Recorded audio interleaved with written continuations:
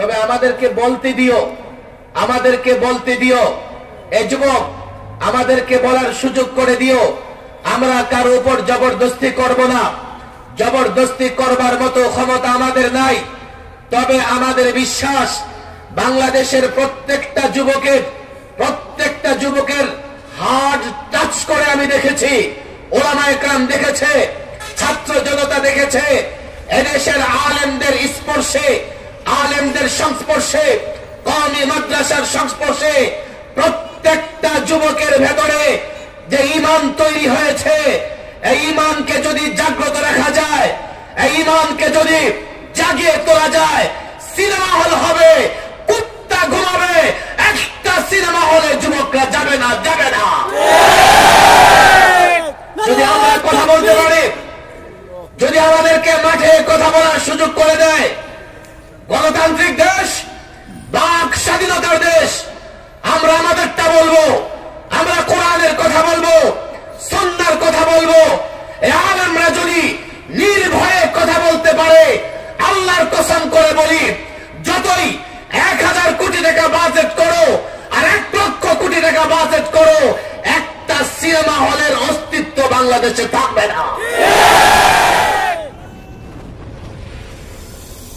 তালহা multimedia, Islamic বিনোদনের নিত্য সঙ্গী।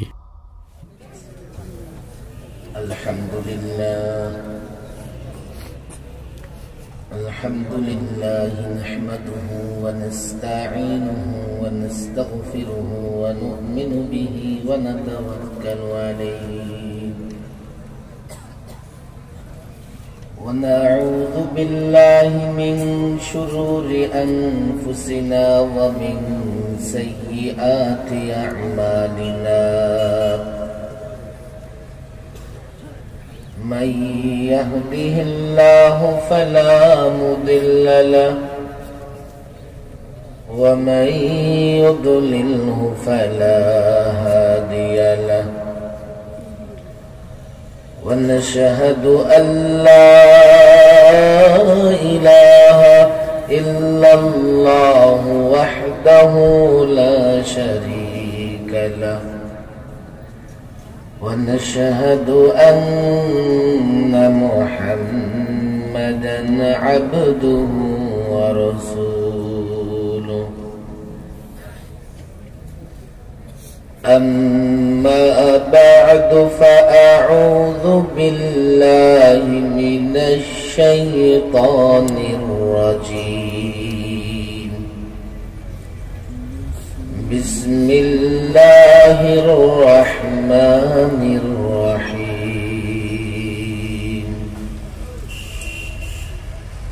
وإذ يمكر بك الذين كفروا ليثبتوك أو يقتلوك أو يخرجوك ويمكرون ويمكر الله والله خير الماكرين.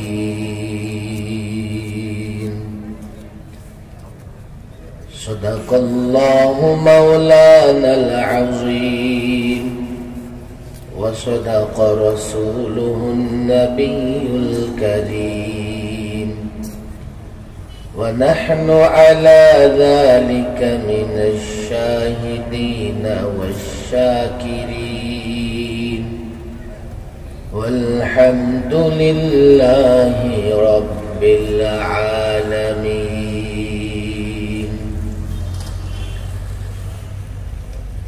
سيرة النبي صلى الله عليه وسلم মহাসম্মেলনের মোহতারাম সভাপতি হযরতুল আল্লামা মাওলানা মুহিবুল ইসলাম বুরহান সাহেব, আমন্ত্রিত উলামায়ে কেরাম,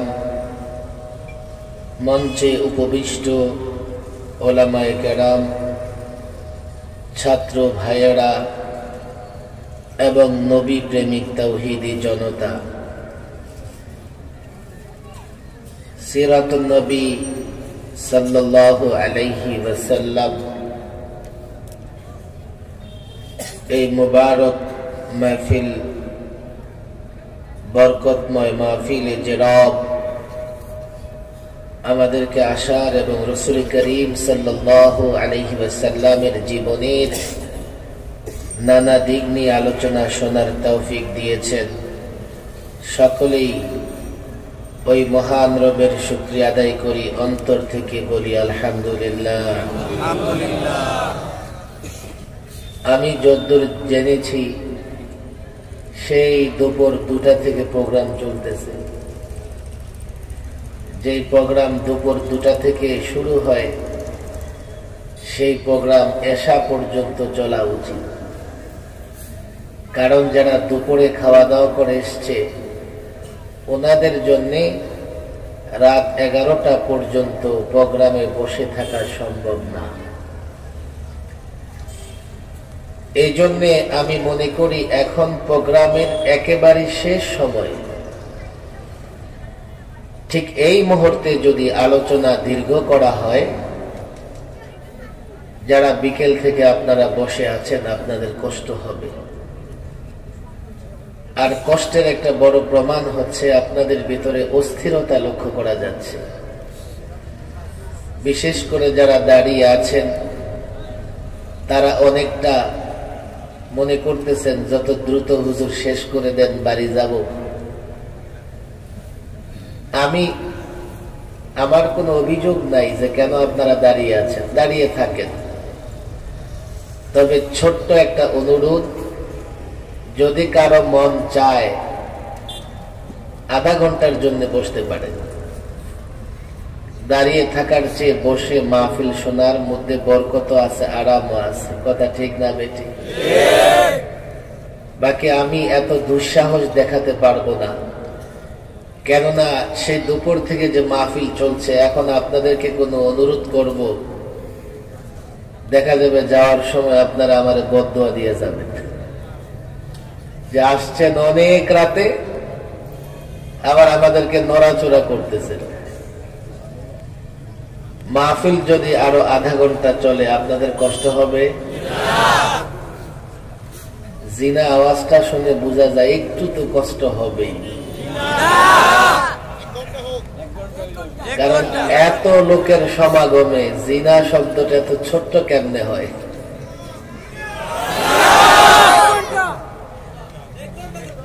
আর একটু কষ্ট করলেন, জোরে চিল্লান দিতে কষ্ট হয় না?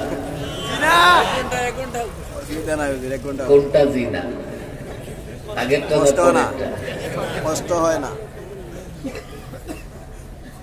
এই জন্যে আর দাঁড়িয়ে ওয়াজ শুনলে ভয় হয় যে শয়তান বিজয়ী হয়ে যাবে। একটা সময় গিয়ে শয়তান বলবে যথেষ্ট হয়েছে, এবার হাট। আর চাকা তো দাঁড় করানো থাকে, এখন চালাইলেই হয়। বসলে তো বসা থেকে দাঁড়াইতে হয়, এরপরে যাওয়া লাগে। মাশাআল্লাহ, আমি আসার সময় দেখলাম অনেক ভাইয়েরা চলে যাচ্ছে। মনে মনে ভাবলাম আজকে হয়তো লোকজন থাকবে না। আসার পরে দেখলাম যা গেছে আরো যা আছে তা কোনো অংশেই যারা গেছে তারাও কম না, যারা আছে তারাও কম না। আর আয়োজক সিরাতুন নবী সাল্লাল্লাহু আলাইহি সাল্লামের কমিটির নেতৃবৃন্দ,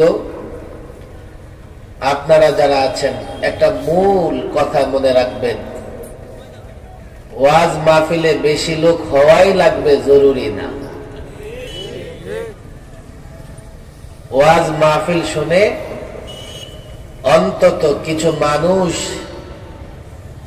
আমলের জন্য উদ্যোগী হবে, এটা জরুরি। লক্ষ লোকের সমাগম হলো,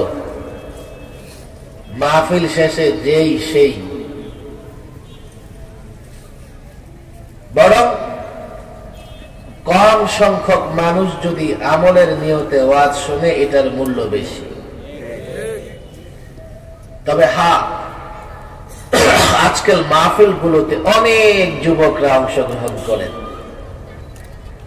অনেক যুবক, আমি যেখানেই যাই হাজারো যুবকদেরকে মাহফিলে আসতে দেখি। আমি মনে করি হাজারো যুবকের মাহফিলে অংশগ্রহণ নতুন ভাবে বাংলাদেশের আরেকটা পরিচয়, পুরাতন পরিচয়কে নতুন ভাবে আমাদের সামনে তুলে ধরে যে এই দেশটা ইসলাম এবং মুসলমানের। যুবকদের হাত দিতে শক্তি আছে, রিস্কও নিতে পারে যুবক। এই যুবকরা যদি যুবকদের সরদার ইমাম হাসান এবং ইমাম হুসাইনের আদর্শে উজ্জীবিত হয়, তো ইয়াজিদের বংশধররা যতই বাড়াবাড়ি করুক বাংলাদেশে টিকতে পারবে না। আমরা এই যুবকদের ভেতরে আল্লাহর নবীর প্রেম জাগ্রত করতে চাই। আজকে যখন যুবকদের নষ্ট করবার জন্য নানা রকমের ফন্দি ফিকির করা হচ্ছে, আসার সময় আমি গাড়িতে বিষয়টা নিয়ে কথা বলছিলাম। আজকে একটা নিউজ প্রচারিত হয়েছে, প্রত্যেক উপজেলায় সিনেমা হল বানানোর জন্য 1000 কোটি টাকার তহবিল সংগ্রহ করবে সরকার।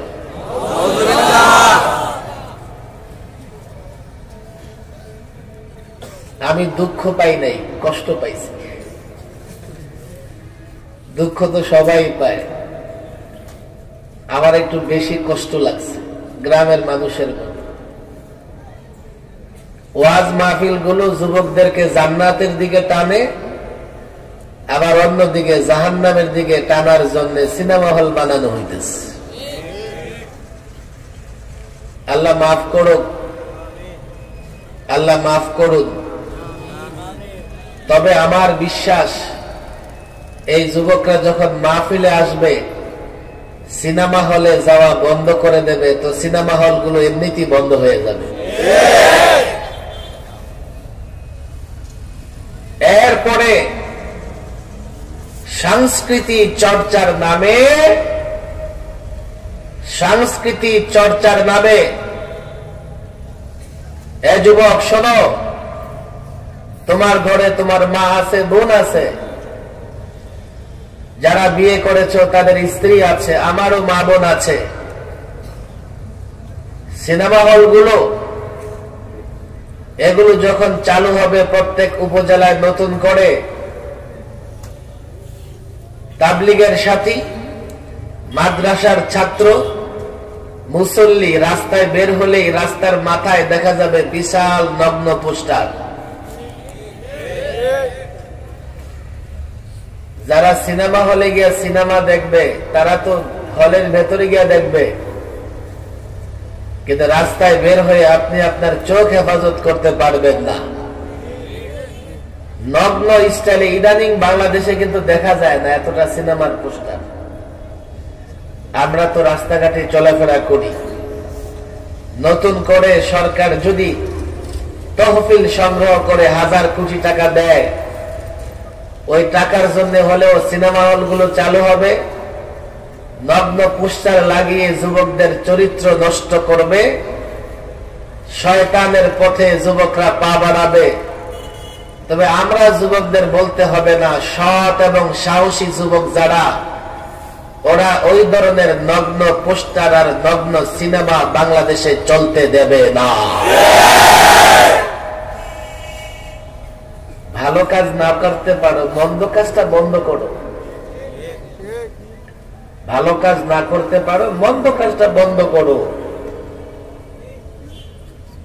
এখন আবার অনেক যুক্তি দিবে, হুজুর সিনেমা হলে সিনেমা দেখবে, সমস্যা কি?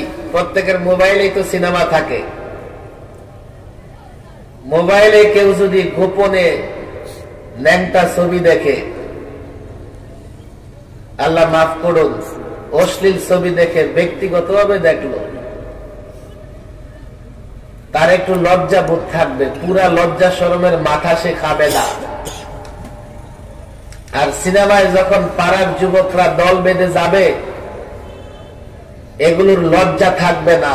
আর লজ্জা যখন নষ্ট হবে, ইউরোপ আমেরিকার মতো রাস্তায় দাঁড়ায় জিনা করবে, তাদেরকে বাধা দেয়া যাবে না। পরিষ্কার বলছি, স্পষ্ট ভাষায় বলছি, এই সিরাতুন নবী জলসা থেকে সরকার দলের লোকদেরকে বলছি, গভর্নমেন্টের এজেন্সির লোকেরা যারা আছো তাদেরকে বলছি, এই খবর উপর পর্যন্ত পৌঁছে যাও। আমরা মেহনত করে যুবকদেরকে চরিত্রবান বানানোর চেষ্টা করছি, আর তোমরা যুবকদের চরিত্র দিহান আর আনুষ্কার মতো নষ্ট করবার চেষ্টা করছো। দিহান আনুষ্কার ঘটনা থেকেও শিক্ষা নাও না। 4 বন্ধু মিলে একজনের নারী বান্ধবীকে বাসায় নিয়ে গণধর্ষণ করেছে। একজন যুবক যখন লজ্জার মাথা খেয়ে ফেলবে, এই যুবক আজকে ঘরের ভেতরে, কালকে ঘরের বাইরে, রাস্তায় নারীকে ইপটিজিং করবে, নারীর ইজ্জত সম্মান নষ্ট করবে। কথা ঠিক না বেঠিক? লুকায় লুকায় সিনেমা দেখে, আর সিনেমা হলে গিয়ে সিনেমা দেখে এক না। মানুষ মাত্রই গুনাহ করে ফেলে, ভুল হয়, আবার গোপনে আল্লাহর কাছে মাফ চেয়ে নেয়, ক্ষমা চেয়ে নেয়। 10টা বন্ধু কলেজে স্কুলে পড়ে, পরস্পরের ভেতর একটা ভালো ধারণা থাকে। আমি আপনাদেরকে বুঝাতে পারবো কিনা জানি না, গোপনে যে গুনাহ করে, গুনাহ করেও নিজেকে মানুষের সামনে সেভ করে রাখে, নিজের চরিত্রকে সংরক্ষণ করে রাখে। কিন্তু কাল যখন প্রকাশ্যে গুনাহ করবে, সিনেমা দেখে, সিনেমা হল থেকে বের হয়ে আরো 5টা বন্ধুর চেহারা দেখবে, তার ভেতরে গুনাহ করে লজ্জা হওয়ার বিষয় থাকবে না, তো তারা দল বেঁধে ধর্ষণ, জেনা, বেবিচারে লিপ্ত হতে পারবে। আফসোস, আফসোস, আফসোস লাগে। কত কথা। সংযুক্ত আরব আমিরাত, এখানে লন্ডন, আমেরিকার অনেক ভাইরা থাকতে পারেন। আমি বৎসরে একবার সংযুক্ত আরব আমিরাতের দুবাই, আবুধাবি, শারজা সফর করি, কিছু প্রোগ্রাম থাকে। দুবাইকে মধ্যপ্রাচ্যের একটা ওপেন স্টেট বলা হয়। এমন একটা স্টেট, দুবাইয়ের মার্কেটে ঘুরলে আপনি নানা রকমের লোক দেখতে পাবেন। হঠাৎ দেখবেন একজন লোক 8 ফিট লম্বা, আবার আরেকটা দেখবেন বাঙালির মতো 5 ফিট। একটা লোক এত কালো, একেবারে আমাবস্যা রাতের মতো কুচকুচে কালো। আবার একটু আগে দেখবেন আরেকটা লোক এত সাদা, মনে হয় যে হোয়াইট প্রিন্ট করা হয়েছে, সাদা রং মারা হয়েছে। একটা লোক দেখবেন মোটা, হাতির মতো। আবার আরেকটু আগালে দেখবেন আরেকটা এত চিকনা, মনে হয় যে বাতাসে উড়ে চলে যাবে। পৃথিবীর অনেক দেশের লোকদের দেখা মিলে দুবাই গেলে। লন্ডন, আমেরিকাতে যারা থাকেন তারাও নানা দেশের লোকজন দেখেন। আমাদের জন্য দুবাই যাওয়া হয় ঘন ঘন। ইউরোপের প্রায় কান্ট্রি, দেশের লোকেরা দুবাইতে আসে। এয়ারপোর্টে নামবেন তো হাফ প্যান্ট থেকে ফুল প্যান্ট, হাফ শার্ট থেকে ফুল শার্ট, কোট টাই পরা থেকে শুরু করে গেঞ্জি পরা নানা রকমের লোক দেখবেন। সেই ইউনাইটেড স্টেট থেকে নিয়ে শুরু করে অস্ট্রেলিয়া পর্যন্ত সব দেশের লোকেরা নিজস্ব পোশাকে দুবাই আসে। কিন্তু সেই দুবাইয়ে আপনি যখন ইন্টারনেটে ঢুকবেন, সার্চ দিবেন, আপনার মন চাইছে আপনি একটা অশ্লীল সিনেমা দেখবেন, ওই সাইটে ঢুকার পরে আরবিতে লেখা উঠবে হাযা মামনুউন ফিল ইমারা, তুমি যেই সাইটে ঢোকার চেষ্টা করতেছো এটা ইমারতে সংযুক্ত আরব আমিরাত দুবাই আবুধাবিতে নিষিদ্ধ। এখানে বসে তুমি অশ্লীল সিনেমা দেখতে পারবে না। বাংলাদেশ মদিনার সনদে চলে দেশ। এদেশের সব দলের লোকেরাই দাবি করে যে তারা মুসলমান এবং রাসূলুল্লাহকে মহব্বত করে, সব দলের লোকেরা। এমনকি একজন তো দাবি করে যে 70-80 রাকাত নফল নামাজ পড়ে প্রতিদিন। 20 বছর ধরে তাহাজ্জুদ কাজা হয় না। যে দেশের নেতারা এমন, সে দেশে আপনি ইন্টারনেটে গিয়া পৃথিবীর যে কোনো সাইট আপনি সার্চ করবেন, নগ্ন অর্ধনগ্ন দুনিয়ার যত বেহায়াপনা সব বাংলাদেশ থেকে দেখা যায়। তাহলে দিহান তৈরি হবে নাকি জুনায়েদ বাগদাদি তৈরি হবে? বাংলাদেশে এমন কোন সিনেমা নেই যে বাংলাদেশে বসে দেখা যায় না। একটা যুবক যখন 24 ঘন্টা নানা রকমের দুঃস্ব টাইপের সিনেমা দেখতে থাকবে, মারামারি, কাটাকাটি, চুরি, ছিনতাই, এগুলো দেখতে থাকবে, তো ঐশীর মতো মেয়ে জন্ম নেবে না তো কি নেবে? আফসোস, এই কথাগুলো আমার কেন বলতে হবে? মুসলমান হিসেবে আমার ঈমান কি এ কথা বলে না আমাকে যে আমার ছেলের চরিত্র সংরক্ষণ করবার জন্য, আমার ছাত্র সংগঠনের চরিত্র সংরক্ষণ করবার জন্য, নৈতিকতা বাঁচিয়ে রাখবার জন্য আমরা কেন পারি না? আমার দেশের সরকারগুলো কেন পারে না? আমার দেশের প্রশাসনের লোকেরা কেন পারে না? আমার তো বিশ্বাস যুবক খারাপ কাজ করতে পারে, কিন্তু যে সরকার ভালো কোনো কাজের উদ্যোগ নেবে সব যুবকরা তাকে সমর্থন দেবে। কথা ঠিক না বেঠিক? আমি জানি না এগুলো করতে কে বাধা দেয় তোমাদেরকে, কে বাধা দেয় এগুলো করতে? বুঝো না, আলেমদের পরামর্শ নাও। যুব সমাজের নৈতিক চরিত্র ধ্বংস হয়ে গেছে আজকে। ইয়াবা আর মাদক আমার প্রশাসনের ভাইয়েরা জীবন দিয়ে ফেলতেছে। আমি পরশুদিন ছিলাম কক্সবাজার, টেকনাফ, 3টা প্রোগ্রামে। কয়েক কিলোমিটার পর পর চেকপোস্ট, পুলিশের চেকপোস্ট, বিজিবির চেকপোস্ট, সেনাবাহিনীর চেকপোস্ট। লক্ষ্য একটা, ইয়াবা ধরতে হবে। অনেক চেষ্টা করে, কিন্তু সরকারি সংস্থাগুলোর রিপোর্ট, এমনকি এনজিও গুলোর রিপোর্ট আর আমাদের চোখে দেখা বাস্তবতা হচ্ছে বাংলাদেশে মাদকের ব্যবহার, বাংলাদেশে ইয়াবাখোর, গাঞ্জাখোরের সংখ্যা কমে নাই, বরং দিন দিন বাড়তেছে। কারণ কি? বাবাদেই তোমরা এগুলো নিয়ন্ত্রণ করতে চাও, কিন্তু পদ্ধতি তোমাদের জানা নাই। পদ্ধতি জানতে হলে আলেমদের সঙ্গে বসতে হবে। আর নতুন করে যখন সিনেমা হল চালু হবে, যেই এলাকায় সিনেমা হল চালু হয় সে এলাকায় চুরি, চুট্টামি, লুচ্চামি, বদমাশি, গাঞ্জাখড়ি, বদনা চুরি থেকে গাছের নারিকেল ডাব পর্যন্ত চুরি হবে। আফসোস লাগে এদেশের যুবকদের আমরা কি করে এই অশ্লীলতা, বেহায়াপনা থেকে উদ্ধার করব, বাঁচাবো আমার জানা নাই। আমার জোর দাবি থাকবে, আমার জোর দাবি থাকবে, যতই আপনারা বুদ্ধি দেন যে পকেটে পকেটে সিনেমা হল আছে, সেটাও নিয়ন্ত্রণ করেন, সেটা নিয়ন্ত্রণ করেন। সেটা নিয়ন্ত্রণ করতে না পারলেও প্রকাশ্যে জেনা, ব্যভিচার, চুরির দরজা খুলে দিবেন না।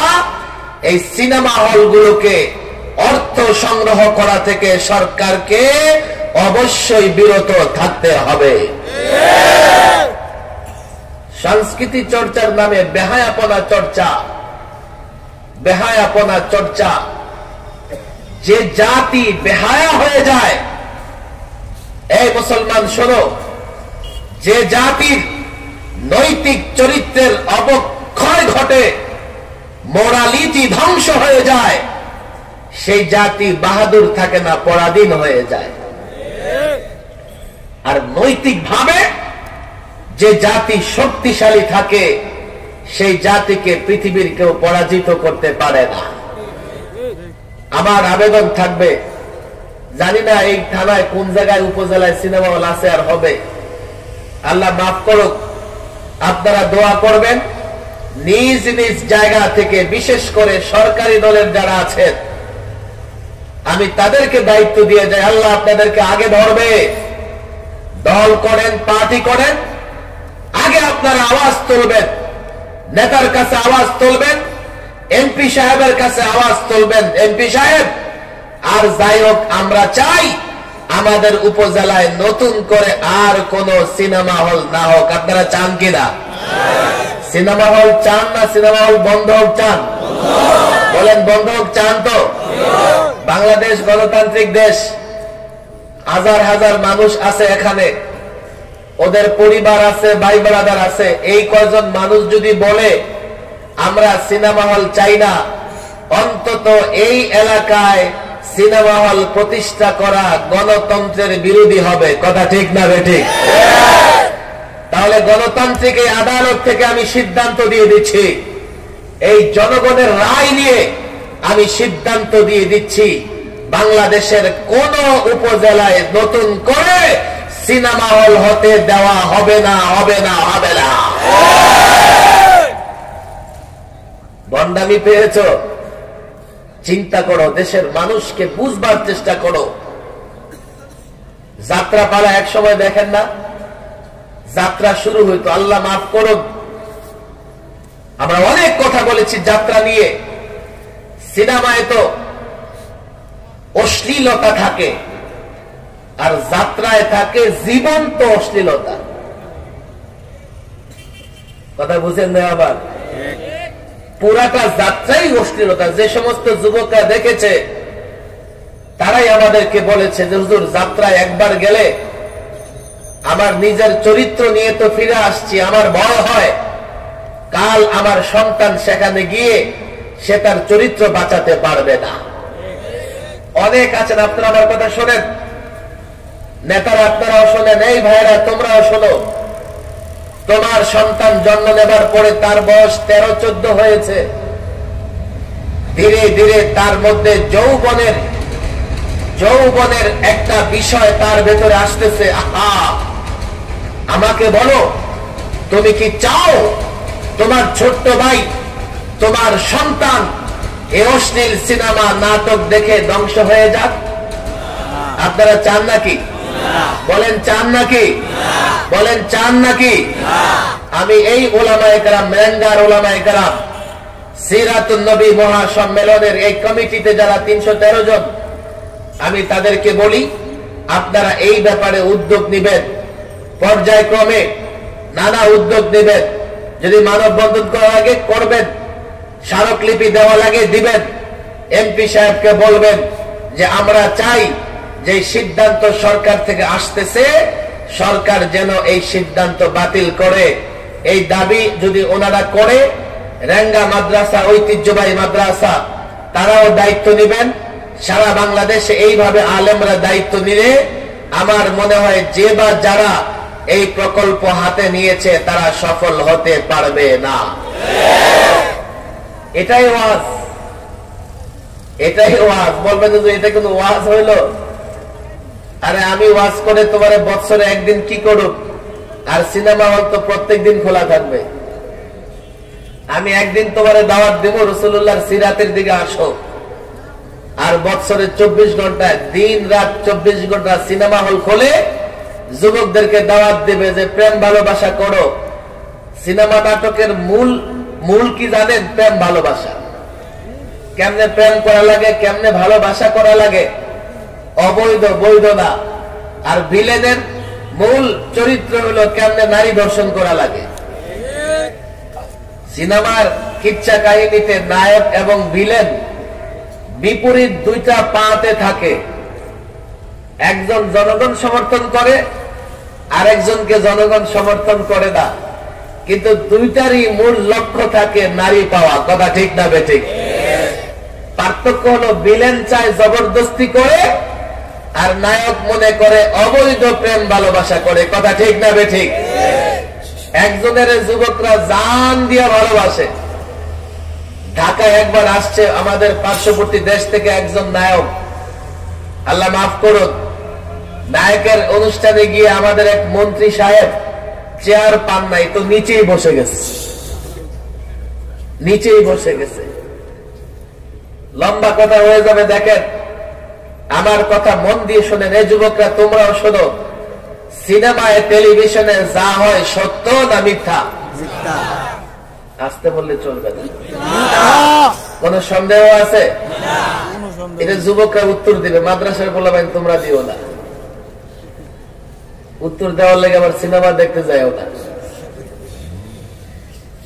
সিনেমায় যে আব্বা বলে ডাক দেয়, দেয় না?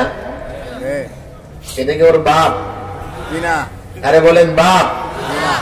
মা বলে না মহিলারে, এই মহিলা কি ওর মা? একজন বউ বানায়, বানায় সংসার করে, ওই মহিলা কি তার বউ? আরে বলেন।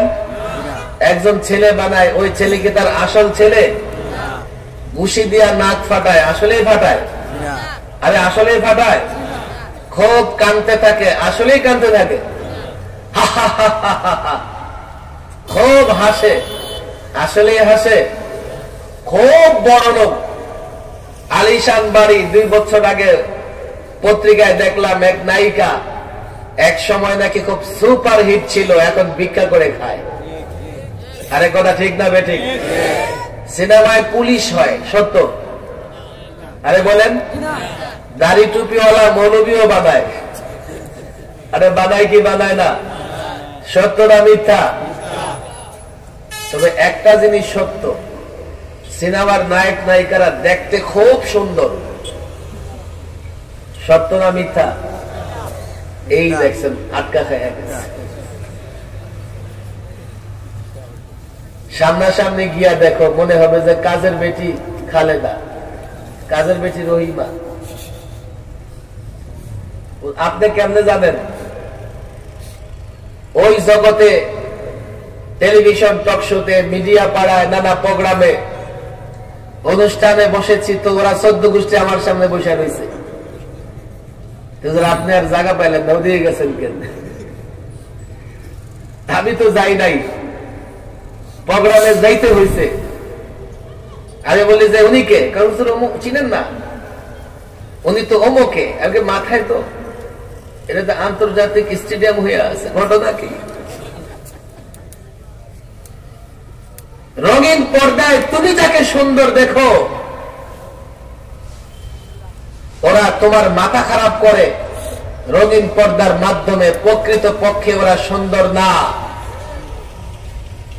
এ যুবক, যখন সুন্দরী দেখবা মন চাইবে দেখতে, তখন জান্নাতের হুরদের কথা স্মরণ করবা। জান্নাতের হুরদের সৌন্দর্য মনে করবা। দুনিয়াতে যদি চোখকে হেফাজত করতে পারো, আল্লাহ জান্নাতে তোমাকে এমন হুর দিবে, এই হুরের মুখের লোআব লালা এতটাই মিষ্টি হবে, সমুদ্রের লোনা পানিতে ওই হুরের থুতু নিক্ষেপ করলে পানি বৃষ্টি হয়ে যাবে। এত সুন্দর সুন্দর নারী তোমাকে জান্নাতে দেওয়া হবে। দুনিয়ার সুন্দরী নারী সামনে আসলে মনে করবা, এই সুন্দরী নারীর দিকে যদি দৃষ্টি দেই, না জানি আল্লাহ জান্নাতের হুর থেকে বঞ্চিত করে দেয় কিনা। সিনেমা, নাটক, মিথ্যা আর মিথ্যা। এই মিথ্যা দিয়ে যুব সমাজের মস্তিষ্ককে নষ্ট করা ছাড়া আর কিছুই না। আফসোস, এই মিথ্যাকে রাষ্ট্রীয়ভাবে প্যাট্রোনাইজ করার চেষ্টা করা হচ্ছে। ওয়াদা করো অন্তত এই যুবকরা যারা আছে এখানে, অনেক যুবক আমারে পছন্দ করা হয়তো, নাহলে এত রাত্রে থাকতে পারবে না। একটা ওয়াদা করো, আমি বলি না যে মোবাইলে নাটক ফাটক বন্ধ করে দাও, চেষ্টা করো। যদিও আমরা তো জনগণ নিরীহ, বলতে পারবো যে সিনেমা হল বানায়েন না, যেমন আমরা বলেছি ভাস্কর্য বানায়েন না, মূর্তি বানায়েন না, আমাদের টুটি চেপে ধরে রাখছে। আরে ভাই, আমরা তো বলতে পারি, ইসলামের নির্দেশনা আমরা বলবো। তোমাদের শক্তি আছে, না মানলে তো তোমাদের কিছুই করতে পারবো না। তবে হ্যাঁ, আমরা বলার কারণে যদি আমাদের প্রতি ক্ষিপ্ত হও, আমাদের প্রতি ক্ষুব্ধ হও, তাহলে মনে রেখো, স্পষ্ট ভাষায় বলি, ওলামা একরাম সবসময় হাত সোজা করে দোয়া করে এমন না, মাঝে মধ্যে হাত উল্টায় দেয়, চাদর উল্টায় দেয়। আর আলেমরা যখন উল্টা দোয়া করে, ফেরাউন নমরুদের তখতে তাউস পর্যন্ত উল্টে যায়। আলেমরা শক্তি খাটায় না, চোখের পানি ফেলে। ভয় পাও আলেমদের বদদোয়াকে ভয় পাও। এখন সিনেমা হলে নিয়ে কথা বলবো, আবার অভিযোগ তৈরি হয়ে যাবে। আমাদের ক্ষমতা নাই, তবে আমাদেরকে বলতে দিও। এই যুবক, আমাদেরকে বলার সুযোগ করে দিও। আমরা কারো উপর জবরদস্তি করব না, জবরদস্তি করবার মতো ক্ষমতা আমাদের নাই। তবে আমাদের বিশ্বাস, বাংলাদেশের প্রত্যেকটা যুবকের হার্ট টাচ করে আমি দেখেছি, ওলামা একরাম দেখেছে, ছাত্র জনতা দেখেছে, এদেশের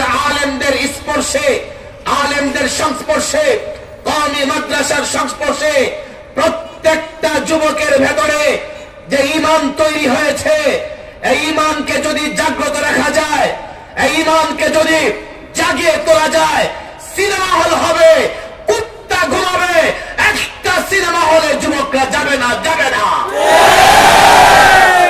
যদি আমরা কথা বলতে পারি, যদি আমাদেরকে মাঠে কথা বলার সুযোগ করে দেয়, গণতান্ত্রিক দেশ, বাক স্বাধীনতার দেশ, আমরা আমাদেরটা বলবো, আমরা কোরআনের কথা বলবো, সুন্নাহর কথা বলবো।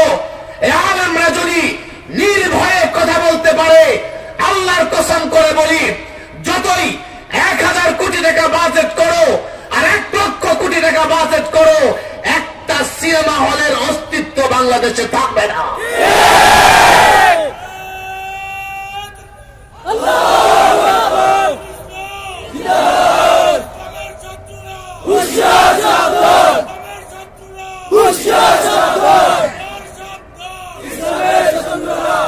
وَإِذْ يَمْكُرُ بِكَ الَّذِينَ كَفَرُوا لِيُثْبِتُوكَ أَوْ يَقْتُلُوكَ أَوْ يُخْرِجُوكَ وَيَمْكُرُونَ وَيَمْكُرُ اللَّهُ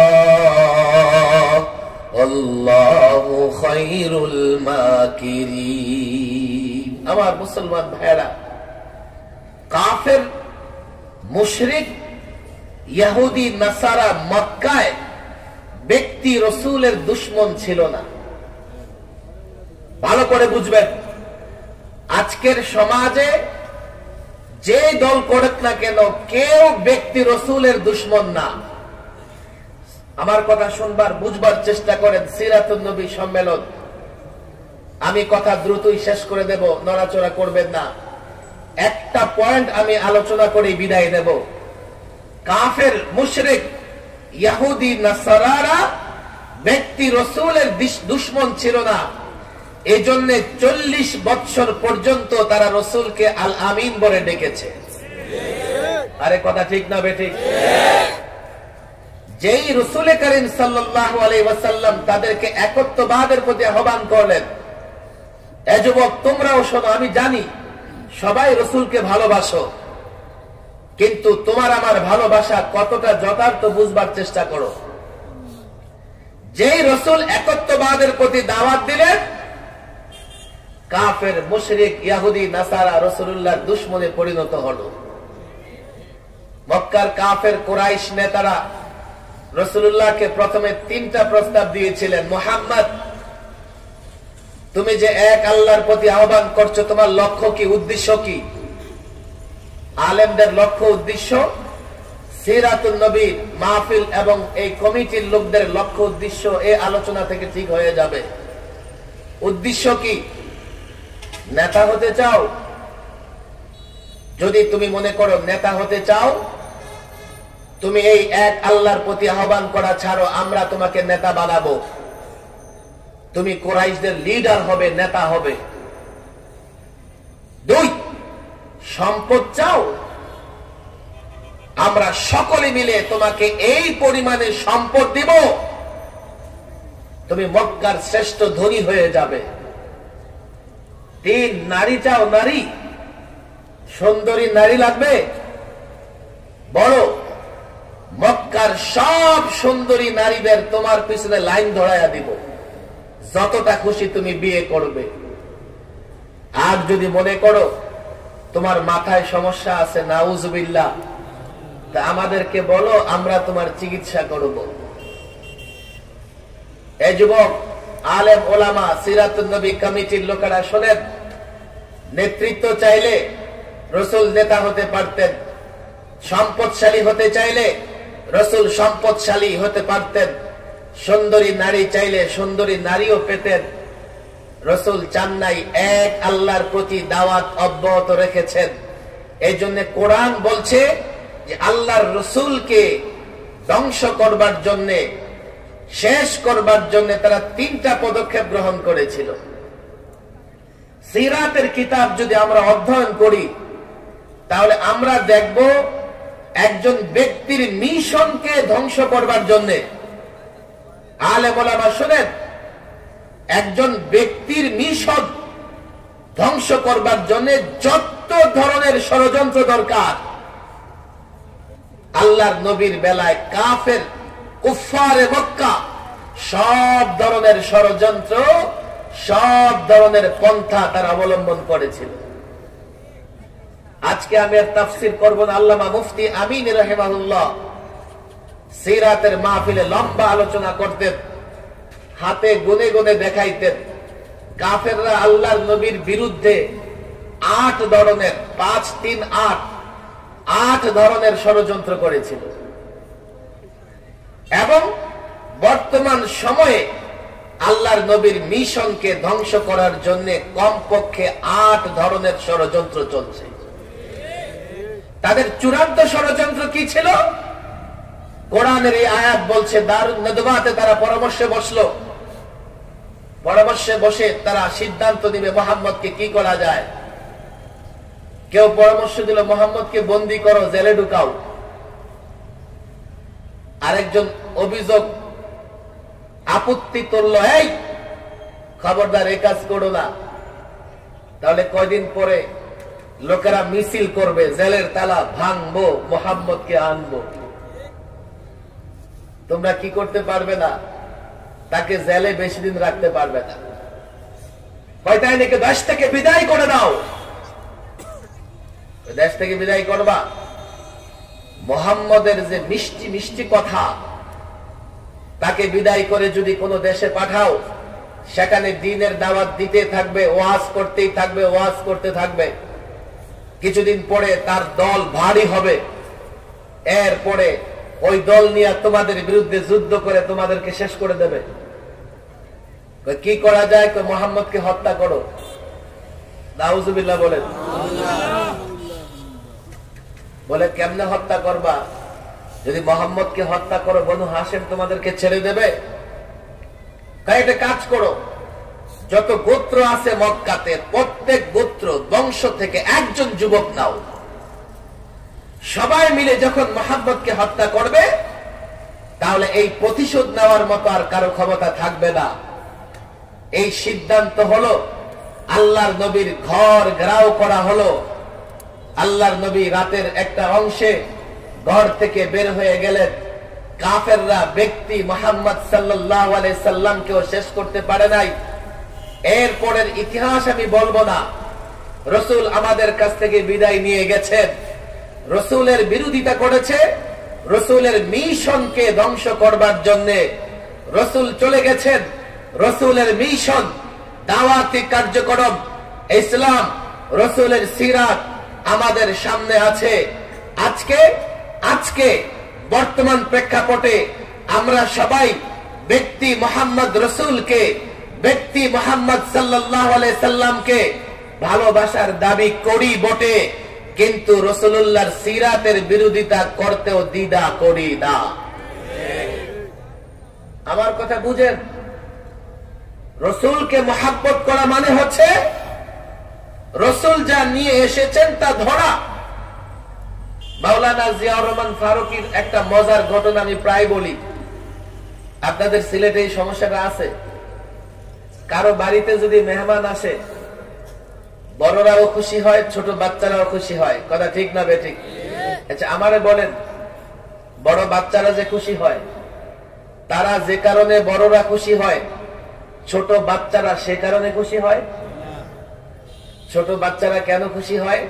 তারা মনে করে মেহমান আসছে, মেহমানের পকেটে চিপস চকলেট থাকতে পারে। কথা ঠিক না বেঠিক?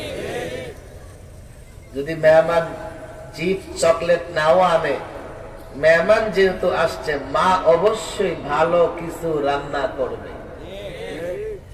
যারা 12 রবিউল আউয়ালে জিলাপির জন্য খুশি হয়, ওরা তো বাচ্চা। বড়রা কেন খুশি হয়? মেহমানের আজমত, মেহমানের সম্মান, মেহমানের সঙ্গে মহব্বত, দীর্ঘদিন পরে দেখা। বুঝো, রাসূলকে মহব্বতের দাবি করো বাচ্চাদের মতো কেন? আমি তো চ্যালেঞ্জ করে বলি, শোনো, আল্লাহর নবী যে সুন্নাত আমাদের কাছে রেখে গেছেন, বিজ্ঞান যতই গবেষণা করবে, গবেষণা করতে করতে রাসূলুল্লাহর সুন্নতের কাছে আসতেই হবে। এই আলোচনা করলে ঘন্টার পর ঘন্টা চলে যাবে, আমি সেদিকে যাব না। তোমরা যুক্তি চাও, আলেমদের সাথে বসো। বুঝো না, আলেমদের সঙ্গে বসো। আমরা যদি প্রমাণ করতে না পারি যে আল্লাহর নবীর সুন্নাহ বিজ্ঞান সম্মত এবং বিজ্ঞান ঘুরে ঘুরে রাসূলুল্লাহর সুন্নতের কাছে আসতেই হবে, আমরা যদি প্রমাণ না করতে পারি, মাহফিলে বাধা দিতে হবে না, আমরা এমনি মাহফিল ছেড়ে ঘরে বসে যাব। খবরদার নিজের আলেম দাবি করো না। আল্লাহ মাফ করুক, আমার ব্যক্তিগত কারো প্রতি কোনো অভিযোগ নাই, আমি কারো দুশ্মন না, আপনাদের বুঝার জন্য বলতেছি। একজন তো বলে এই কথা যে আমিও কম কিসের, আলিফ বা তা সা জিম খা খা সব খা। আমিও জানি। এই যুবক, সে তো খা পর্যন্ত জানে, তুমি তো ইয়া পর্যন্ত জানো। কাল যদি তোমার মনে হয় যে হুজুর আমিও কম কিসের, আফসোস, আর আলেম থেকে দূরে সরে যাও, তো তোমার মাথার নিজের মাথা থাকবে না, শয়তানের মাথা হয়ে যাবে। আরেকজন তো বলে 4 খতম কোরআন শরীফ পড়ছে। কয় খতম? আমি বলি সিলেটের 4 বছরের বাচ্চা 4 খতম করে, আর 7 বছরের 4 খতম করছো। ওরা দুজন কম বলছে, এই জন্য আরেকজন বাড়ায় বলে 22 বছর তাহাজ্জুদ পড়ি। আল্লাহ জানে তাহাজ্জুদ কোন সময় পড়ে। ওস্তাদদের মুখে শুনেছি, এক বুড়িকে হুজুর বলছে, এই বুড়ি, লাগাতার 40 দিন নামাজ পড়লে তোমার জন্য পুরস্কার আছে। বুড়ি 40 দিন পড়ে গেছে, গিয়া বলে, হুজুর পুরস্কার দেন। হুজুরের ইচ্ছা ছিল যে 40 দিন নামাজ পড়বে, তার ভেতরে তো পরিবর্তন আসবে, কিন্তু 40 দিন পরে পুরস্কার চাইতেছে, ব্যাপার কি? কিসের পুরস্কার? তুমি নামাজ পড়েছ, তোমার কাজ। হুজুর আমি জানতাম আপনি এমনটা বলবেন, এই জন্যই নামাজ পড়েছি 40 দিন ঠিকই, কিন্তু উজু ছাড়া। হুজুরদের বলার জন্য 22 বছর তাহাজ্জুদ পড়ে, আল্লাহ জানে উজু দিয়া না উজু ছাড়া। কারণ 22 বছর তাহাজ্জুদ পড়লে তো তার চেহারা এমন থাকার কথা না, চেহারা শাইখুল হাদিসের চেহারা হওয়ার কথা। 22 বছর তাহাজ্জুদ পড়ছে, এখনো অপরিচিত কেউ দেখলে বুঝবে না কোন ধর্মের। আরে কথা ঠিক না বেঠিক? 22 বছর না 22 দিন তাহাজ্জুদ পড়লেও তাহাজ্জুদ পড়া সবচেয়ে কঠিন কাজ। ফজরের আগে উঠা, তাহলে যুবক দেখো কয়দিন উঠতে পারো। 2-4 দিন যদি কষ্ট করে উঠেও যাও, তৃতীয় দিন শয়তান তোমার বিরুদ্ধে একটা যুদ্ধ ঘোষণা করবে, দরকার আমেরিকা থেকে ট্রাম্পে নিয়ে আসবে। আরে আলেমদের বিরুদ্ধে যুদ্ধ ঘোষণা করে। তাহাজ্জুদের সময় এমন ঘুম তোমারে দিবে, মনে হবে যে আমেরিকার রাজত্ব একদিকে, তোমার ঘুম একদিকে। আল্লাহ মাফ করো, আফসোস লাগে। আবার বলে কি, আমরা বলে ভিক্ষা করে খাই। হুজুররা কি করে খায়? জনগণেরটা খায়। এই বাবা রাখো, অনেক কথা আছে। পাশে একটা রেঙ্গা মাদ্রাসা আছে, ঐতিহ্যবাহী মাদ্রাসা, অনেক ছাত্ররা এখানে আসো। দেখো আমরা ভিক্ষা করে খাই, জনগণ থেকে চায় চায় নিয়ে খাই। কথা ঠিক না বেঠিক? তোমরা কাটটা খাও, তোমরা কাটটা খাও। প্রাইমারি স্কুলের বই ছাপায় দেয় কে? সরকার। সরকার টাকা নেই কোত্থেকে? তাহলে প্রাইমারি স্কুলের বই জনগণের টাকায়। কথা ঠিক না বেঠিক? প্রাইমারি স্কুলের শিক্ষকদের বেতন বলেন কার টাকায়? হাই স্কুল চলে কার টাকায়? কলেজ চলে কার টাকায়? ঢাকা ইউনিভার্সিটি চলে কার টাকায়? সচিবালয় চলে কার টাকায়? সচিবদের গাড়ির পেট্রোলের পয়সা দেয় কে? মন্ত্রীর গাড়ির পেট্রোলের টাকা দেয় কে? মন্ত্রী এমপি কে ভাতা দেয় কে? প্রাইম মিনিস্টারের কার্যালয় চলে কার টাকায়? বঙ্গভবন চলে কার টাকায়? তোমরাও তো জনগণের টাকা খাও। আরে কথা ঠিক না বেঠিক? হুজুর আপোষ, আপনারাও আমাদের কিছু বললেন না, আপনারাও জনগণের টাকা, আমরাও খাই, জান আপোষ। আপোষ হবে না। তোমরা খাও জবরদস্তি করে, আর আমার ঘরে জনগণ টাকা দিয়া কয় হুজুর দোয়া করেন, বেশি একটা দিতে পারলাম না। জনগণ তোমাকে ফান্ডে টাকা দেয়, বিদ্যুৎ বিল দেয়, কিন্তু বিদ্যুৎ বিল যখন বাড়াও তো দিতে গিয়া 50 বার বকা দেয়, দিয়ে আরো 100 বার বকা দেয়। আর যখন বিদ্যুৎ যায় তো যতটা সময় না আসে তসবিল হয়ে বৈশা যায়। আরে কথা ঠিক না বেঠিক? শীতের দিনে যখন গ্যাসের উত্তাপ কমা যায় তো মহিলা গো জোতা ঝাড়ু আর মুখের বকা, আমার মনে হয় ট্রাম শুনলেও তার আর ঘুম হইতো না। এই জনগণ বাড়ি বানায় তো জনগণ থেকে কি করো? ট্যাক্স দাও। ব্যবসা নাই, কিন্তু ব্যবসায় তোমাকে ট্যাক্স দেওয়া লাগে, কাস্টমস দেওয়া লাগে, কর দেওয়া লাগে। জনগণ খুশি মনে দেয় না, বিদায় তোমরা জনগণের খাও। তোমাদের খাওয়া আর আমাদের জনগণ থেকে চেয়ে নেওয়া এক নয়, এক নয়। আল্লাহ মাফ করো, এক কেমনে হয়? আসলে আমি তো বলি এই দায়িত্ব সরকারের, সরকারি দলের লোকদের এই দায়িত্ব বর্তায়। যখন মাদ্রাসার বিরুদ্ধে কেউ বলবে, আলেমদের বিরুদ্ধে বলবে, ঐক্যবদ্ধভাবে তাদের মোকাবেলা করতে হবে। কথা ঠিক না বেঠিক? কেন? বাংলাদেশের কোন মাদ্রাসা কোন নির্দিষ্ট দলের নয়। এদেশের সব দলের লোকেরা মাদ্রাসাকে প্যাট্রোনাইজ করে। আমার প্রশাসনের ভাইয়েরা মাদ্রাসাকে সহযোগিতা করে। আমি জানি না এই স্পর্ধা কোত্থেকে আসে। 2-4টা কুলাঙ্গার নাস্তিক মোর্তাদের এদেশের 17 কোটি মানুষ, আওয়ামী লীগ হোক, বিএনপি হোক, জাতীয় পার্টি হোক, যে দলেরই হোক না কেন, মাদ্রাসায় প্যাট্রোনাইজ করে। যদি মাদ্রাসার বিরোধিতা করা হয়, আলেমদের বিরোধিতা করা হয়, তাহলে শুধুমাত্র একটা দলের বিরোধিতা নয়, প্রত্যেকটা দলের বিরোধিতা করে। প্রত্যেকটা দলের বিরোধিতা করা হয়, আর কোটি কয়েক মানুষ প্রত্যেকটা দলের বিরোধিতা করবে, আর বাংলাদেশে থাকবে। এটা বেশি দিন চলতে দেওয়া যাবে না। কত বড় স্পর্ধা! আমরা যখন বয়ান করি, নারাজ হতে পারেন ভাই, নারাজ হবেন না। সুদের বিরোধিতা করলে সুদখোর বলবে হুজুর আজকে আমার বিরুদ্ধে বলে গেছে। নামাজের কথা বললে বেনামাজি বলবে হুজুর আজকে আমারে পাইছে। দুর্নীতির কথা বললে দুর্নীতিবাজরা বলবে যে হুজুর এটা ওয়াজ। আরে কথা ঠিক না বেটি? শেষ পর্যন্ত যাবো কোথায়? যাবো কোথায়? ওয়াজের মঞ্চে যখন বসি আমাদের কোনো দুশ্মন নাই। সে আলেমও যদি ভুল করে, আলেম দ্বারাও যদি অন্যায় হয়, আমরা ভণ্ড পীর, ভণ্ড আলেম, মাজার পূজারীদের বিরুদ্ধে কম বলি না। কথা ঠিক না বেটি? আল্লাহর কসম করে বলি, শোনো, আমরা কারো দুশ্মন নই। আমরা এতটুকু বলার ক্ষমতা রাখি এটা মন্দ আর এটা ভালো। কথা ঠিক না বেটি? চিন্তা করে দেখো, রাসূলুল্লাহর আদর্শ মানলেই রাসূল প্রেমিক হওয়া যায়। মুখে মুখে রাসূল প্রেমিক বললেই রাসূল প্রেমিক হওয়া যায় না।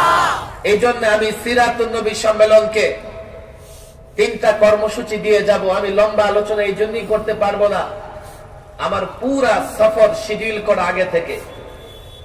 আমি সময় চাইলেই বাড়াতে পারবো না। 3টা কর্মসূচি আজকে আমি দিয়ে যাব এই সিরাতুন নবী সাল্লাল্লাহু আলাইহি ওয়াসাল্লামের কমিটিকে। আমি গাড়িতে আসার সময় আমাদের সহসভাপতি ভাইকে জিজ্ঞেস করলাম যে এই সম্মেলনে কাজ কি? বছরে আমাদেরকে শুধু দাওয়াত দিয়ে আনবেন, এতটুকু কাজ? আপনারা কি দায়িত্ব পালন করেন? উনি বেশ কিছু ভালো কথা আমাদেরকে বলেছে। আত্মমানবতার সেবার কাজ করেন, নানা রকমের কাজ করেন। তবে এই সংগঠন আল্লাহর নবীর সুন্নাত প্রতিষ্ঠায় মৌলিকভাবে 3টা কাজ করবে। কয়টা? বলেন কয়টা?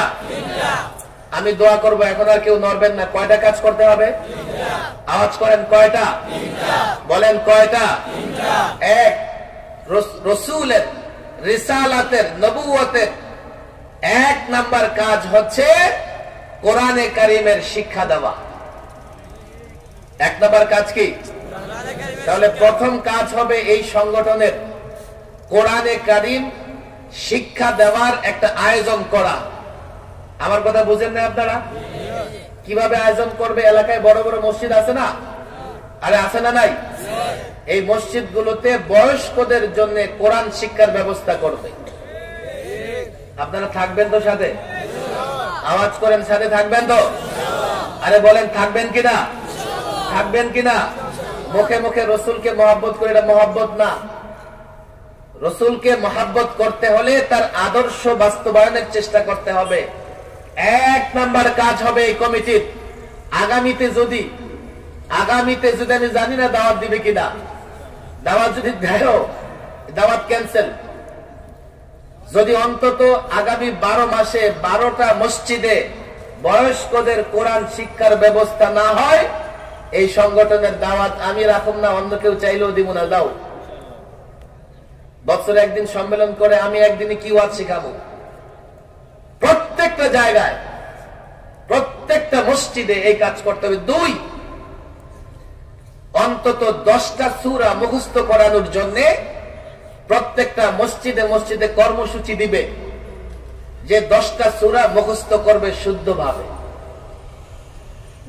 3, সুন্নাত মোতাবেক নামাজ পড়ো। সুন্নাত মোতাবেক রাঙ্গা মাদ্রাসার দায়িত্ব এই এলাকার প্রত্যেকটা মসজিদে ছাত্রদের প্রশিক্ষণ দিয়া, আলহামদুলিল্লাহ পুরান ঢাকায় লালবাগে, ভাই আমাদের কাছে কেউ আওয়ামী লীগ বিএনপি নাই, নামাজ হয় না। আমাদের কাছে প্রশাসন হোক আর গায়রে প্রশাসন পার্থক্য নাই। হাতে ধরে পায়ে ধরে তার নামাজ ঠিক করে দেব, তার ওযুটা ঠিক করে দেব। আল্লাহর কসম করে বলি, 2-4টা কথা বিরুদ্ধে যায়, ডাক্তারের কাছে যাও, ডাক্তারও তোমার পেটে কেচি চালাইয়া দিব, পয়সা দিবা কেচি চালাই দিব। কথা ঠিক না বেঠিক? আলেমদের বিরোধিতা এটা কারো বিরোধিতা নয়, তার মঙ্গল এবং কল্যাণের জন্য। সুন্নাত মোতাবেক নামাজ, আমার যুবক, আমার মুসল্লিদের যদি নামাজ ঠিক হয়ে যায়, আল্লাহু আকবার, কোরআন এবং সুন্নাহর উপরে বিশ্বাস আস্থা রেখে আমি বলতে পারি, নামাজ ঠিক হয়ে গেলে ধীরে ধীরে মেজাজ ঠিক হয়ে যাবে, দেহ ঠিক হয়ে যাবে, মন ঠিক হয়ে যাবে, আমাদের সব কাজ ঠিক হয়ে যাবে। আমার ছাত্র ভাইয়েরা, আসাতিজা ইকরাম, আলেম ওলামা, প্রশাসনের ভাইদেরকেও বলি, আপনারা অনেক চেষ্টা করতেছেন যে কেমনে মাদক দূর করা যায়, কোনদিন পারবেন না। যদি এই যুবককে ধরে মসজিদে নিতে পারেন, আল্লাহর কসম করে বলি, এই যুবককে ধরে যদি মসজিদে পাঠাইতে পারেন, আপনার অস্ত্র লাগবে না, নিজে মাদক ছাড়বে, অন্য কেউ সে মাদক গ্রহণ করতে দেবে না। কথা ঠিক না বেঠিক?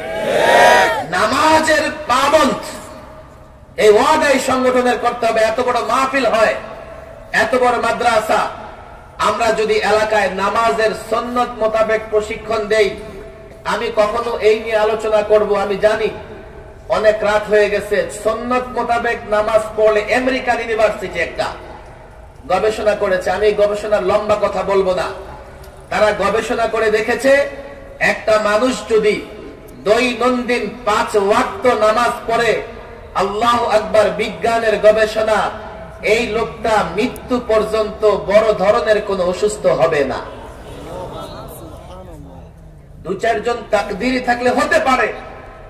চিকিৎসা শাস্ত্র বলছে নামাজ এমন এক ব্যায়াম, আল্লাহু আকবার, এই ব্যায়ামের মাধ্যমে মানুষ সুস্থ থাকবে। আর নামাজ হচ্ছে এমন ইবাদত, যেই ইবাদতের মাধ্যমে বান্দা দৈনিক 5 বার আল্লাহর সঙ্গে সাক্ষাৎ করে। এই 3টা কর্মসূচি যদি কমিটির লোকেরা দেয়, আপনারা রাজি আছেন? আমার যুবকরা হাত উঠাও, যুবকরা ওয়াদা করো, যুবকরা ওয়াদা করো, মসজিদে যদি বয়স্কদের কোরআন শিক্ষার ব্যবস্থা করে থাকবা তো ইনশাআল্লাহ? আওয়াজ করে বলে থাকবা তো ইনশাআল্লাহ? 10টা সূরা শুদ্ধ করে মুখস্থ করবা তো ইনশাআল্লাহ? সুন্নাত মোতাবেক নামাজের চেষ্টা করবে তো ইনশাআল্লাহ? ইনশাআল্লাহ হবে। আমরা আসলে দুর্বল হয়ে গেছি, এ কারণেই আমাদের নামাজ ছুটে যাচ্ছে, নামাজ আমাদের কাছ থেকে বিদায় নিচ্ছে। নামাজ যদি হয়, ইউরোপ, আমেরিকা, লন্ডনের অনেক লোক আছে এখানে, যেই লন্ডনে রাস্তাঘাটে জেনা হয়, সেই লন্ডনেও আমাদের বাংলাদেশি ভাইয়েরা গিয়া নিজেদের চরিত্র হেফাজত করতেছে। আমি লম্বা আলোচনা আর করলাম না, অনেক রাত হয়ে গেছে। এখন সংক্ষিপ্ত দোয়া হবে। আমরা দোয়ার আগে আর কেউ উঠবো না, সকলে দুরূদ শরীফ পড়ি, দুরূদ শরীফ পড়ি।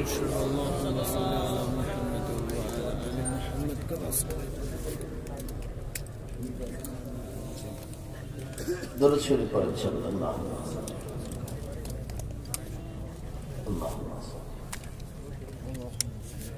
কয়বার ইস্তিগফার পড়ে আস্তাগফিরুল্লাহ।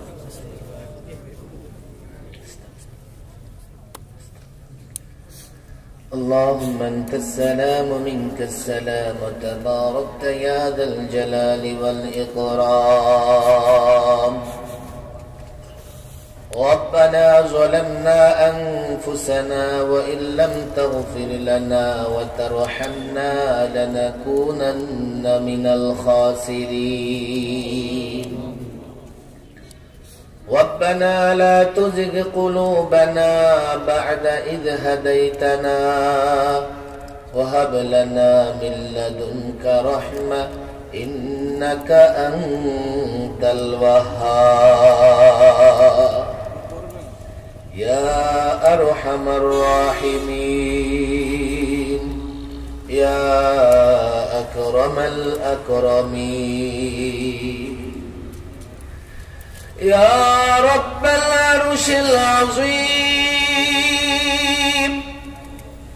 يا رب العرش الكريم يا رب السماوات والأرض يا خالق الليل والنهار فانصرنا على القوم الكافرين وانصرنا على القوم الظالمين. الله تبارك وتعالى সিরাতুন নবী সাল্লাল্লাহু আলাইহি ওয়াসাল্লাম মহাসম্মেলনের শেষ পর্যায়ে আমরা কতিপয় গুনাহগার বান্দা তোমার দরবারে হাত তুলেছি। আল্লাহ তাবারক ওয়া তাআলা জীবনে কত গুনাহ করেছি, জেনে করেছি, না জেনে করেছি, রাতের আঁধারে, দিনের অন্ধকারে, প্রকাশ্যে গোপনে আমাদের দ্বারা কত গুনাহ হয়ে গেছে। আল্লাহ সব গুনার তোড়ে তোমার নবীর সিরাত আলোচনার মাহফিলে তোমার দরবারে, রহমতের দরবারে হাত তুলেছি, আমাদের সকলের জীবনের সব গুনাহ তুমি মাফ করে দাও। আল্লাহ তাবারক ওয়া তাআলা এই সিরাতুন নবী সাল্লাল্লাহু আলাইহি ওয়াসাল্লাম সম্মেলনকে তুমি কবুল করে নাও। আল্লাহ তাবারক ওয়া তাআলা আমাদের সকলকে তুমি তোমার নেককার বান্দাদের অন্তর্ভুক্ত করে দাও।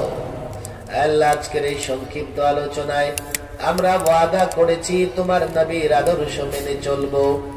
আল্লাহ 3টা কর্মসূচি পালন করব আমাদের জীবনে তোমার নবীর আদর্শ এবং এই 3টা কর্মসূচি পালন করার তৌফিক দাও। আল্লাহ তাবারক ওয়া তাআলা সিরাতুন নবী মহাসম্মেলন যারা আয়োজন করেছে, কমিটির প্রত্যেকটা সদস্য এবং যারা শ্রম দিয়েছে, মেহনত করেছে, সহযোগিতা করেছে, আল্লাহ প্রত্যেককে তুমি কবুল আর মঞ্জুর করে নাও। আল্লাহ প্রশাসনের ভাইরা যারা এখানে থেকে মেহনত করেছে, সহযোগিতা করেছে, তাদেরকেও তুমি কবুল করে নাও। আল্লাহ যে যে জায়গা থেকে সিরাতুন নবী সাল্লাল্লাহু আলাইহি ওয়াসাল্লাম সম্মেলনে সহযোগিতা করেছে, দেশে হোক প্রবাসে হোক, প্রত্যেকের সহযোগিতাকে তুমি কবুল করে নাও। আল্লাহ তাবারক ওয়া তাআলা আমরা যারা হাত তুলেছি আমাদের মনের নেক মাকসাদগুলো পূর্ণ করে দাও। আমাদের মধ্যে যারা অভাবী, অভাব দূর করে দাও। যারা পেরেশানিতে আছে, পেরেশানি থেকে মুক্তি দান করো। আল্লাহ তাবারক ওয়া তাআলা বেকার যুবকদের কর্মসংস্থানের ব্যবস্থা করে দাও, হালাল কামাইয়ের ব্যবস্থা করে দাও, হারাম থেকে বেঁচে থাকার তৌফিক দাও। আল্লাহ বিশেষ করে যুব সমাজকে তুমি মাদক থেকে হেফাজত করো। আল্লাহ অশ্লীলতা, বেহায়াপনা থেকে হেফাজত করো। আল্লাহ আজকে মিডিয়ায় যা দেখেছি, 1000 কোটি টাকার অনুদান দিয়ে সিনেমা হল পুনরুজ্জীবন করার চেষ্টা করা হচ্ছে। মাওলা গো, সরকারকে তুমি সঠিক সমঝ দান করো। আল্লাহ অশ্লীলতা, বেহায়াপনা মুক্ত দেশ গড়ার তৌফিক দান করো। আল্লাহ যে কাজ করলে মানুষের দুনিয়া এবং আখিরাত কল্যাণময় হবে, সে কাজ করার তৌফিক দান করো। আমাদের সকলকে তুমি দলমত নির্বিশেষে ভাই ভাই হয়ে সমাজে থাকার তৌফিক দাও। আল্লাহ তাবারক ওয়া তাআলা ঐতিহ্যবাহী দ্বীনি প্রতিষ্ঠান রেঙ্গা মাদ্রাসাকে তুমি কবুল করে নাও। প্রত্যেকটা উস্তাদকে তুমি কবুল করে নাও, প্রত্যেকটা ছাত্রকে তুমি কবুল করে নাও। এই মাদ্রাসা থেকে তুমি হুসাইন আহমদ মাদানী তৈরি করে দাও। এই মাদ্রাসা থেকে তুমি মুফতি আমিনী তৈরি করে দাও। এই মাদ্রাসা থেকে তুমি শাইখুল হাদিস তৈরি করে দাও। এই মাদ্রাসা থেকে তুমি শাইখুল ইসলাম আহমদ শফি তৈরি করে দাও। আল্লাহ তাবারক ওয়া তাআলা এলাকার প্রত্যেকটা যুবককে তুমি কবুল করে নাও। উলামাদের সঙ্গে সুসম্পর্ক রেখে জীবন পরিচালনা করার তৌফিক দাও। আল্লাহ বামপন্থী, রামপন্থী, নাস্তিক, মুরতাদদের ধোঁকা, প্রতারণা থেকে হেফাজত করো। দলমত নির্বিশেষে ইসলামের উপর আমাদের সকলকে অবিচল অটল থাকার তৌফিক দাও। আল্লাহ তাবারক ওয়া তাআলা আমরা যারা হাত উঠেছি, হাত তুলেছি, আমাদের পরিবার পরিজনের যারা কবর দেশে শহীদ হয়েছে, প্রত্যেকের কবরকে তুমি জান্নাতের বাগান বানায়া দাও। আল্লাহ ওলিয়া উলিয়াদের মাটি, এই শাহজালালের মাটি, আল্লাহ এই মাটিতে যত বুজুর্গ শুয়ে আছে, প্রত্যেক যুবক, প্রত্যেক বুজুর্গের কবরকে তুমি নূর দ্বারা পরিপূর্ণ করে নাও। মাওলারে মাহফিলে আসতেন মাওলানা জুবায়ের আহমদ আনসারী, আমাদের ছেড়ে চলে গেছেন। আল্লাহ হবিগঞ্জের মুহাদ্দিস সাহেব হুজুর চলে গেছেন। মাওলারে আমাদের শাইখুল ইসলাম আহমদ শফি চলে গেছেন। আল্লাহ কুমিল্লার আশরাফ আলী সাহেব চলে গেছেন। কিছুদিন আগে আমাদের আরেক রাহবার আল্লামা নূর হুসাইন কাসেমি আমাদের ছেড়ে চলে গেছেন। মাওলারে এই বুজুর্গদের কবরকে তুমি জান্নাতের বাগান বানায়া দাও। আল্লাহ বুজুর্গদের রেখে যাওয়া আমানত প্রত্যেকটা প্রতিষ্ঠানকে হেফাজত করার তৌফিক দাও। এই বুজুর্গদের মিশন নিয়ে এগিয়ে যাবার তৌফিক দাও। এদেশে কোরআন সুন্নাহ প্রতিষ্ঠা করার তৌফিক দাও। নাস্তিক মুরতাদদের ষড়যন্ত্র থেকে আমাদের সকলকে তুমি হেফাজত করো। আল্লাহ তাবারক ওয়া তাআলা ওলামাদেরকে তুমি সত্য বলার তৌফিক দাও। আল্লাহ দেশের মানুষকে তুমি সত্য গ্রহণ করার তৌফিক দাও। ওলামাদের ইজ্জত তুমি বৃদ্ধি করে দাও, ওলামাদের ইজ্জত তুমি বৃদ্ধি করে দাও। মাদ্রাসার বিরুদ্ধে যে ধরনের ষড়যন্ত্র হচ্ছে, এই ষড়যন্ত্র তুমি ধূলিসাৎ এবং ধ্বংস করে দাও। আল্লাহ তাবারক ওয়া তাআলা জালিমের রক্তচক্ষু থেকে আমাদেরকে হেফাজত করো। মৃত্যু পর্যন্ত সত্য বলে যাবার তৌফিক দাও। আল্লাহ তাবারক ওয়া তাআলা হিম্মত বাড়ায়া দাও, হিম্মত বাড়ায়া দাও। সত্য পথে চলা, সত্য কথা বলার তৌফিক দাও। মিথ্যা থেকে হেফাজত করো। গুনার প্রতি নফরত তৈরি করে দাও, গুনার কাজের প্রতি ঘৃণা তৈরি করে দাও। তোমার নবীর মোহাব্বত দান করো, তোমার নবীর আশিক বানায়া দাও, তোমার নবীর সুন্নতের আশিক বানায়া দাও। আল্লাহ তোমার নবীর প্রকৃত আশিক হিসেবে দুনিয়া থেকে যাবার তৌফিক দাও। আল্লাহ তাবারক ওয়া তাআলা আমাদের মনের নেক মাকসাদ গুলো পূর্ণ করে দাও, আমাদের প্রত্যেকের মনের নেক মাকসাদ গুলো পূর্ণ করে দাও। আমরা বড় দুর্বল, আমরা বড় অসহায়, তুমি ছাড়া আমাদের কেউ নাই, কেউ নাই, কেউ নাই। ওগো রব্বুল আলামিন, আমাদেরকে গায়বী ফেরেশতা দ্বারা তুমি হেফাজত করো।